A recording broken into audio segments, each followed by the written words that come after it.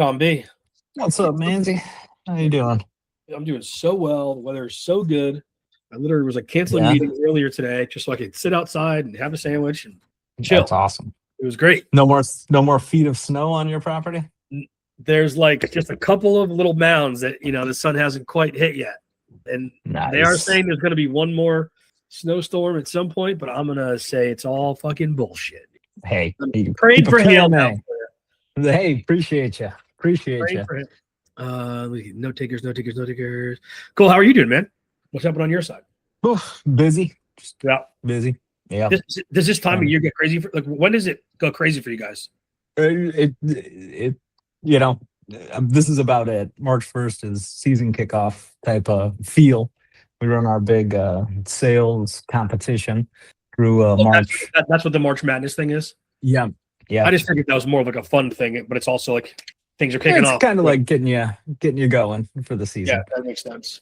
Yeah. Sweet. Oh, Jesse left. What the hell? Brem, you all right? What's happening? You were one button too low for him, Manzi. Yeah, I know. I put the button up one more, and he's like, "Nope, I want more buttons down, not up." That's right. All right, sweet. We're gonna ride Zoom. Fuck it off. Admitted guest, but there's no guest. How's the rib? Rib is good, man. I'm surprised how fast. Yeah. Like I'm like 7 days, something like that. 6-7 days out. Feel good. Although the sneezing is the most painful thing of all time. Oh. It's brutal. It's like, and you're just like, it's coming. You're like, oh God, don't do it. And then it just smashes you, dude. All good. Lee, wonderful to see you. All right, guys, last time we talked, we were talking about pivot tables. Super exciting stuff, which I know not everybody was quite getting, and I'd love to talk more about it. I'm going to talk a little bit more about pivot tables today because we're going to talk about strategy today as well. So, but I'd like to get us really confident in these pivot tables to some degree as I go through this. So I want to show you guys something. All right. I'm kind of like redoing stuff because I think the data stuff is hard to get, especially in like a 30-minute period. So here we go. Data. Oh, fuck. Andrew, would you dislocate your shoulder? Have shoulder surgery? Shoulder surgery, yeah. Rotator Had to come eventually. It was planned, and here it is. Yeah. You got a big black box underneath you. Yeah. There it is. Good times. Good times. Hopefully you're getting some level of sympathy from your wife, though. I am. We don't always get what we want. All right, cool. Here we go. So we'll talk pivot tables. We're going to talk data. What up, Rico? So we're talking pivot tables, data, and strategy. So as it relates to strategy, I want to bring up this idea of a lot of times we can just change we go to sort of like reset my energy here. There are 3 things you can always do in any situation: increase or decrease the quantity, increase or decrease the quality, or increase or decrease the distribution. This third one's the weird one. We can, of course, knock on more doors, make more phone calls. We could knock on doors that have higher rate of opening. We could make phone calls with a better skill set of cold calling.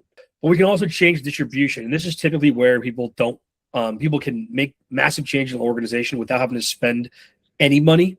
So I brought this up before. I'm going to bring up an example. What's I'm looking for? Fashion Week sales tracker. All right. So I've got 4 reps on my team. Okay.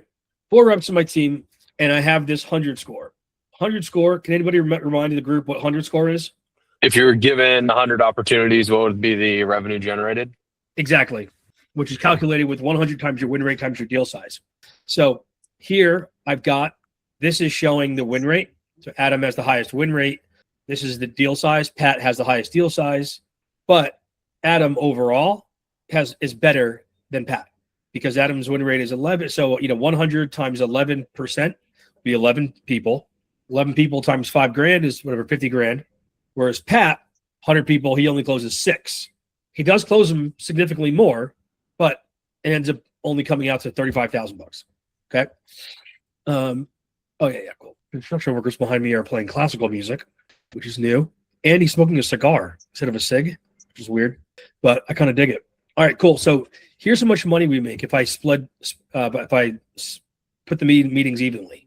So I want to bring this up. I could say to the whole group, let's generate more meetings and we can get to 178K. Okay. Alternatively, I could fire Nick and Pat and I can give all of their meetings to Adam. This costs me $160,000 less dollars, and I make $12,000 more dollars. So by profit, I make significantly more profit. I bring this example up as a simple example. We all know like Tony is better than Jake and Susie's better than Charlotte, and it makes sense to like spread leads differently. So this is like a very, very, very simple example. So the first thing is just realizing these things could be true. Because now I want us to think about this in a different way. In any, you know what I'm going to say here, Raymond. Sure do.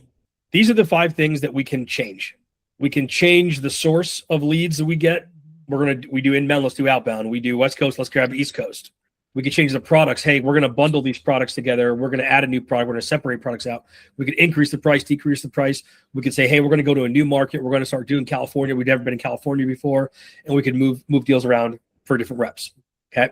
Or we could hire reps that are enterprise reps or whatever. Okay. So one option we have here is we can just increase the rep quality. And we did that. That gets us to, by 10%. It gets us to that 178 number. The other is we can change the distribution per rep. The other is we can change the amount of reps, right? I can add another rep in here. So I can increase or decrease the quantity, quality, or distribution of our reps. Now think about this if this wasn't reps for a second. Same thing. We could do if we could do the same calculation, but it wasn't based on rep. You could see how you could do this with a different region. And we could say, hey, you know what, man, we should get rid of this East region. We're going to get rid of East and we're going to give West. We think by doing that, we can give West more attention. Cool. You could do the same thing with product. You could say and we could say here, hey, we're not charging enough for the transaction fee. Let's increase the transaction fee, right? You could do it with source, and this will change where you're going to spend your time. I'll show you something personal. How do I do that? Hold on, I'll share in a sec. All right. Let me just do this. This is my world. It's looking weird because I'm zooming in. So my funnel for Mike Manzi is I make posts. On the post, I'm comment 101 for my 101 document, right? Once they comment for the 101 document, they're then getting emails from me saying, get my tripwire, get my $9 tripwire. Once they get my tripwire, they're getting messages that say, hey, you're in my newsletter now. Come to my webinar. And along the whole process, I have a SDR who's set a meeting up with Mike. So what I have here is I have my conversion rate of each of those items. Based on this, what should one of my strategies be as a business? I'm asking the group. Push to webinars. There you go. Push to webinars. So starting next week, I'm going to be doing workshops in addition to webinars. So anybody who gets the magnet or a tripwire, it's going to be awesome, come to the webinar. That's specifically for you because you got the magnet or you got the tripwire. So I'm going to increase my quantity of webinar registrants. The other thing I'm doing is I see that the sets are working. So I'm now deciding on, I had a couple demos with AI setters. Can I get more? Can I increase the quantity of my setting? The other is I'm realizing my tripwire to purchase rate is significantly higher than my magnet to purchase rate. So if you get my free lead magnet, 2% of the time you buy. But if you get my $9 tripwire, 20% of the time, it's 10 times more valuable. I make 10 times more money on these tripwires. So now I'm actually going to be removing all the links in my profile, 100%. And it's only going to be one link. And it's going to be a tripwire link. And I'm nervous about it because I'm but people do go there for the magnet. They do go there to book time with me. They do go there to see other products to sell. And I'm no. Zoom in, hyper focus. We know that this conversion rate, if I can reduce of the traffic that comes to my bio, the most valuable traffic is this tripwire traffic. So therefore, I should get rid of all the noise around anything other than the tripwire. Okay, I'll bring this up to you guys. I want you to think. I don't need the answer right now, but I want you to think. In my world, go back here. Within the sources, if you're passively listening, that's totally cool. If you're actively listening, what I would say is try to think that right now within your sources of leads. What are the top 2-3 different sources of leads? Try to write that down. Facebook ads, webinars, white papers, website traffic, outbound calls, outbound emails. It could even be okay. And now looking at those that you've written down, what if you had to get rid of one of them, which would you get rid of and where would you move the spend? So if this is marketing, you're hey man, our Facebook ads suck. Let's move them to Google ads or vice versa or whatever. But oftentimes the reason I'm bringing this up, this is 2 sessions in a row now, is we typically just do what seems, once something happens, it becomes momentum. And then it's like, yeah, like we do Facebook ads. Like, yeah, we do billboards, or like, yeah, we just do that. Where it takes a look, ideally at least once a year, to go, if we could have done this differently. The amount of times I've like pissed off CEOs where I've gone, imagine if last year, instead of all the money you spent in like G2 ads, you moved over to whatever Zoom ads, and they're like, Mike, I would have made $100 million. And you're like, I know. Would you have actually? No, of course, that's in a vacuum. But it's important to have this conversation with yourself. So in your mind, I want you to do the same thing. So source. Is there a certain source that we should be putting 90% of our eggs in that basket? Is there a product that you're like, you know what, man, we're selling a bunch of products, but really we should just be pushing one? Is there a price where it's like, we find that if we are above, there was a company I worked with once where they were like, we got to go enterprise, we got to go enterprise, we got to go enterprise. So I did this sort of analysis. I did, I'll show you this example, the pivot table stuff that we did like last week. And I ultimately came up with some version of this, where I was like looking at $1,000 to $10,000 customers, $10,000 to $20,000 customers, 20 to 30, 30 to 40, 40 to 50, 50 to 60. And then I was looking at what our win rate, our deal size was, and our 100 score. In doing that, what I found was once the customer got over 50K, our win rate was so bad that it didn't matter that the deal size was so much higher. So our sweet spot was like 20 to 30K. So the whole business was spending all this money to going to conferences that were like, we're going to get the Fortune 100 companies. And we're like, no. Yes, I get it. Those will be $1 million contracts, but we win 1% of a percent, where we could easily get 700 of these people over here if we use the conference money over here to find these 20 to 30,000. Similar to you guys, what I want you to think is there a region? Is there a product type? Is there a customer type where the 100 score, 100 leads of that type is significantly lower and we should just cut it, or significantly lower and it needs to be fixed? So here's an example. This was confusing, I think, last time because I put the actual words in here, so I just changed it to these generic words. In here, I'm not asking you guys because I don't have the patience to wait for an answer, but I want you to think, and we'll just assume that Lee's going to answer anyways. What would you do with this information? I'm stack ranking this by 100 score. Forget the count just for like the time being, because a lot of these are like really small counts. Just forget that for a minute. If you looked at this and you were the CEO of this company, you might say product 2 is worth what? 1/3 of a product 1. Product 2 is gone. We don't sell it anymore. Or product 2 was worth 1/3 of this. We have to charge more. Or we need to train the sales team on how to sell it. You might say, dude, market 4, you're gone. We keep pushing towards ICP and 2. No. You're gone. We don't like these ICPs. We don't have ICP 3, but you can see how, imagine if this number of leads, however many that is, 173 leads, if we could have gotten 170 leads here, that came here, which was averaging $7.5 million, and instead we did it up here, which was averaging 26 million, we could have effectively, on paper, greater than tripled our revenue if we had just moved all of the energy, budget, spend, branding, whatever, of this stuff to this stuff. Pushback in here, questions in here, clarifications in here. This is the thing that I'm expecting people to ask me. I hope people ask me questions on this. As a VP, SVP, C, whatever, this is how you move the company significantly faster. It's not like I'm going to make the sales team better. I'm going to run a couple more trainings. I'm going to add another sales rep. I'm going to get an SDR. It's we're going to fire the SDR, and we're going to take that $80,000 that they're paying. We're going to go to 2 conferences. Those 2 conferences are going to net us leads that are exclusively in these 3 areas. What kind of pushback or conversations have you gotten when you've actually shown this to a company?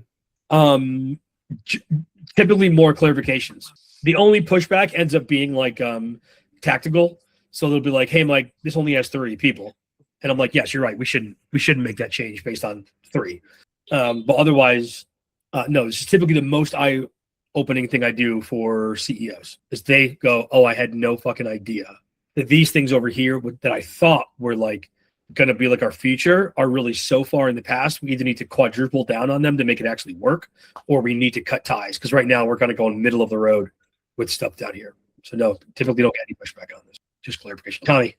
I'd say most of our lead sources come from the same activity, and then we kind of recycle them through. If that makes any sense. Yeah. So what I would do in So- your world, so when I think about lead sources, like if I'm talking to, I was having this conversation yesterday with the SDR manager. So all they do is generate leads. And I'm like, so for you, I would do the same thing, but instead of looking at things like different products or markets, or whatever, you're going to zoom in even further, and it would be maybe region. Is there a Okay. difference there? It might be houses over or under $1 million. Is there something there? It might Okay. be season A, season B, right? Maybe there's something there. Because what if you found? Sorry.